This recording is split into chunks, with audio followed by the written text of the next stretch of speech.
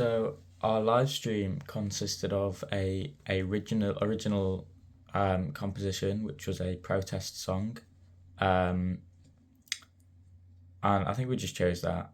We did because we did the two original pieces, the pop song and the protest song. I think we all three of us that were in the protest song just preferred that. Um, so we went with it, and it was good. Um, we also did a quiz, which I don't think any other group did. So that was pretty cool. And a Q&A, and also just generally like explaining the song and all that. So that was kind of basically what we did. The Q&A was interacting with the audience. And so was the quiz. We kind of sat down and asked them questions and let them respond through the live stream, through a little chat box at the bottom, which worked quite well. It was pretty easy. Though there was a bit of a delay for us, I think, which made it awkward.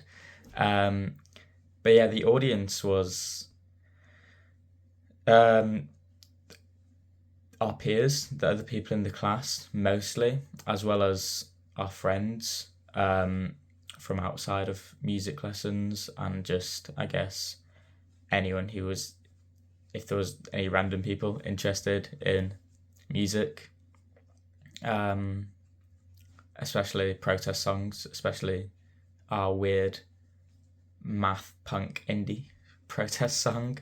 Um, but yeah, the audience was mostly just kind of the students and our friends. Um, the equipment we needed, we needed the phone to stream it on. We needed an account, I guess, if that counts as equipment. We needed to make an Instagram account, which was quite fun actually, promoting all that with the Adelephant Beach kind of name, because obviously it was three people from the three bands, which was quite fun to do. Then we needed the equipment, and there was we had the little ring light, just so we could, I don't know, it had better lighting to see us all. I think that's mostly it for equipment for the actual live stream. Personal equipment, I needed to bring my own guitar, picks, and all that.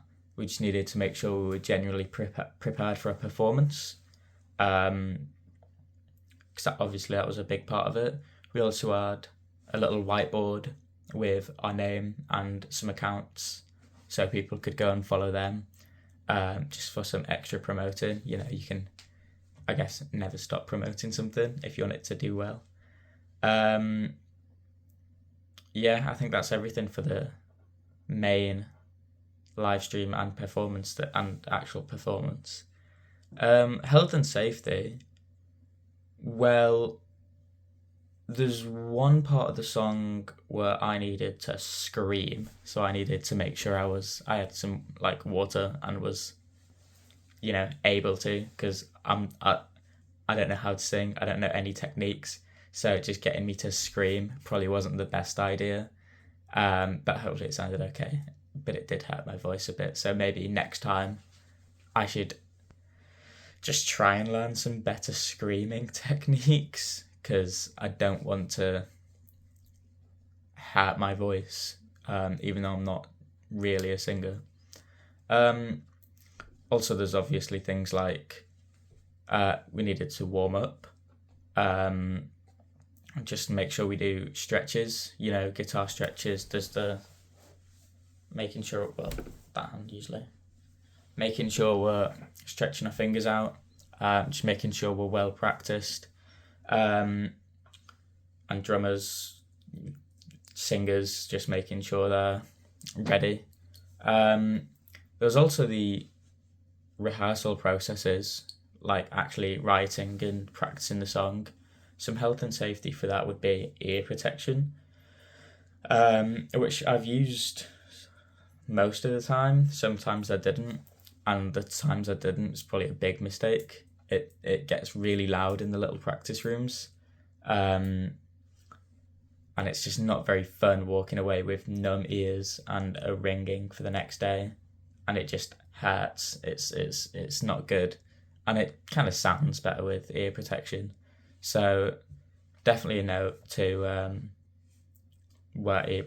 Just it's health and safety to wear ear protection and look after yourself physically, I guess, when practicing, because we need to keep our ears. Otherwise, we can't really make music. There's other general things like there's wires everywhere on stage. There's a lot of wires, microphones, guitar wires, all that, and we needed to make sure not to trip. Even though that probably would have been quite funny for the live stream. It's health and safety concern is to make sure everything's as neat as it can be, I guess. And there's water spillings. You don't want to spill water over an amp. You've got to make sure everything's okay and safe, I guess. Just make sure you take the precautions so nothing goes wrong, really, in that sense. And then health and safety for the live stream, I guess, also is obviously it's like on Instagram, and it was a public account, so anyone could have just come and said something to us, I guess. You get a lot of weird people on Instagram or social media, and also a lot of weird kind of bot fake accounts. So we would have to make sure to kind of monitor that. I don't think anything weird happened to us. I don't remember anything weird happening. But yeah, Instagram's usually pretty good for like taking care of that kind of stuff. But if something was to happen, we'd need to make sure we kind of shut it down, I guess. Just for online safety, I guess. I think that's everything for health and safety. Thank you.